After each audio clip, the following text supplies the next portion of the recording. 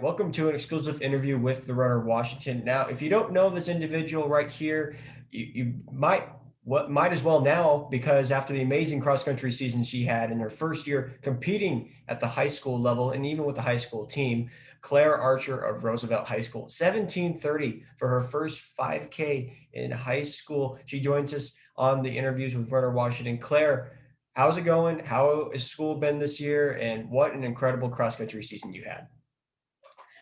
Thank you. I'm doing well. School's been an interesting change.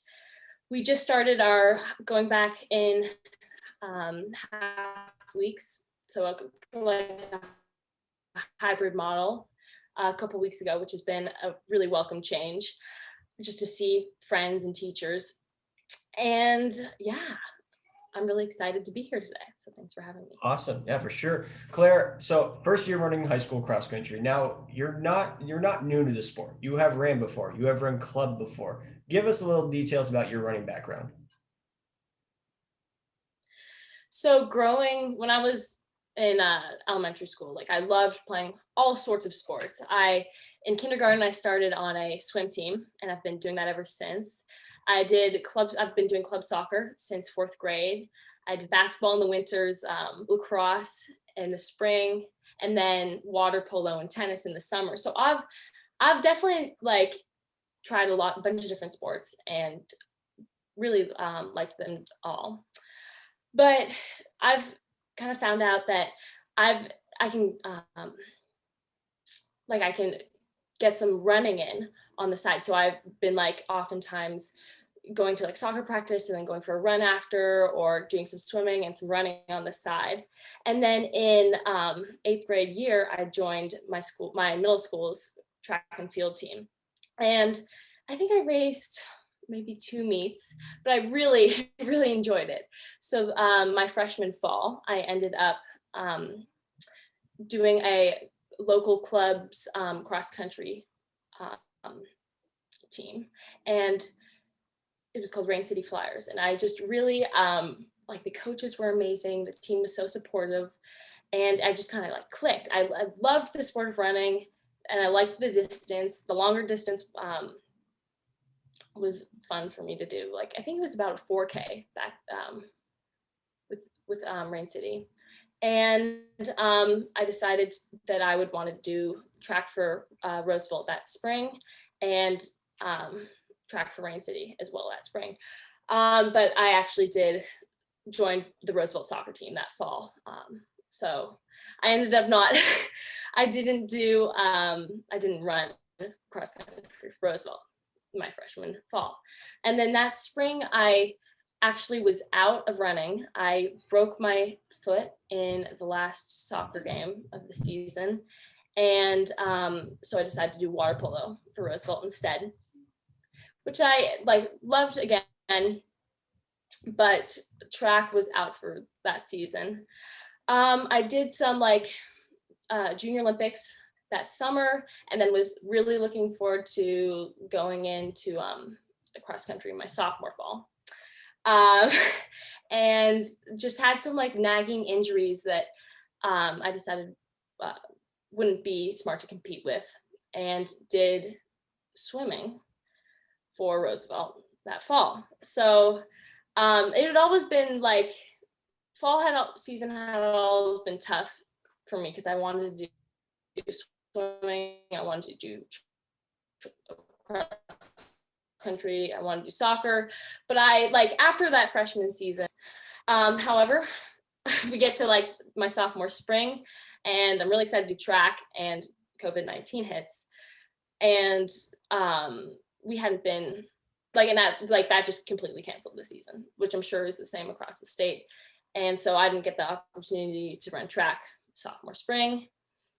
And then we just finished our cross country season. That was supposed to happen in the fall, but it got pushed to the spring a couple weeks ago. So that's kind of a bit of an overview of why I haven't run cross country or track for my high school before, but I'm really excited to, run these meets and run some shorter events in track.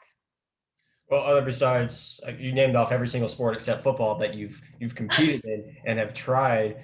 It sounds like you're an all-around athlete, which is great. I myself was a three-sport athlete in high school, and I encourage those out there to try as many sports as possible because you only have a short amount of time in high school. But for you, you've dealt with injuries and you haven't had the opportunity to compete in track or cross country. So your first year of running cross is in a pandemic. How crazy would have anybody thought of that?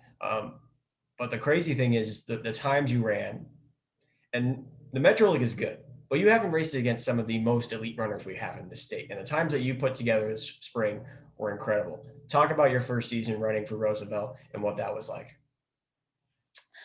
Well, so I have three younger brothers, and I think they just got home.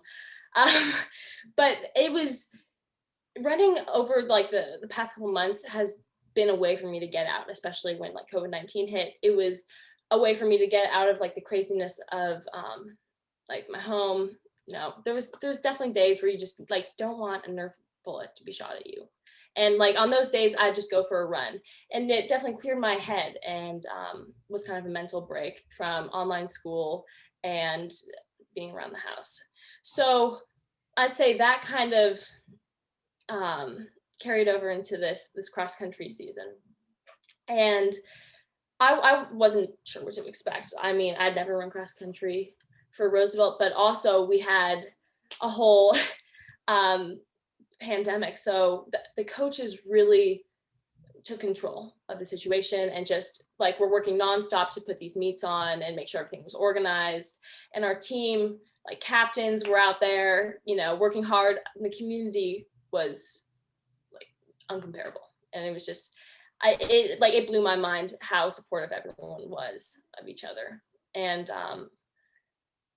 I think one of the reasons why I had such a great season was not only because of like my love for running, but also my love for like everyone on the team and what they made of this year, despite how flexible we had to be. Mhm. Well, the first three races of the season, you crushed it. I mean, you're crushing people by over a minute, just doing your own thing out there. And you're running a 17:54 like it's effortless against a Ballard Beavers. But your first test of the season came against Lincoln when you're running against a really good freshman in her first season running, Taylor Brayster. Talk about that race since it was your first legit competition of your entire career. I really admire Taylor. She goes out there and um like a week after week and just like nonstop and like runs her heart out. So I was definitely like really very nervous for that race. And I didn't know what to expect. But yeah, like going into it, I kind of just like made a plan, like what I wanted, what times I wanted to go through every mile, and tried to stick with it. Um, no matter what she was doing. But it was I was so lucky to have such great competition in the Metro League this year and at the championships. So yeah, it was an exciting race, and I'm really excited to see, what happens next year. Well, then the next race, you get even more competitive racer against Bishop Blanchette's Olivia Freeman, who is a veteran, who's been running for 4 years. Did you learn anything from her, having conversations with her at the start of the race or even after the race? Yeah, every that I got the opportunity to run against her twice this year, and she was like so kind. But there's this one like big hill that we run up a couple times every on the Magnuson course, and she just like fly up it. And I was just so impressed every time. I was like trudging along after her. I felt so ungraceful, and just seeing her like long-legged shoot up this hill. So I don't know how she does it. I would love to learn her secrets, because yeah, that was a tough race, but it was so cool to see a veteran runner just just really like know, just take it out on the course. Well, I mean, of course, you came away with a personal best 17:30.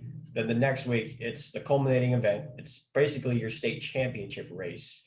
Not only are you racing against Olivia and Taylor, you're going up against Seattle Prep's Lily O'Donoghue McDonald, and then Lakeside of Seattle, Claudia's Harnett. All 5 girls that ran under 18:25 for that race. And of course, you won that meet. What were the nerves like? And what was the process going into that race like for you?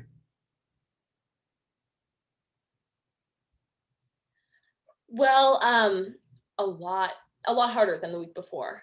It was, I think, about 25-ish degrees hotter than the meet against Bishop Blanchette. So, and I wasn't sure how I was gonna handle the heat. The one time I've run in like hotter weather was when I did like a fun run in North Carolina, and I ended up like it wasn't like a great experience. I had a garbage bag on because it was pouring, but it was also humid, and I ended up like passing out at the end and having to go to the it was just a bit of a mess. Like my mom had to be woken up because she wasn't even up for it. But it was so I really wasn't sure going into it how the heat would affect the race. And I had been training with Lily Donahue McDonald some in the fall. And so like I knew she was like a stellar runner. But I hadn't gotten the chance to run against her earlier in the season.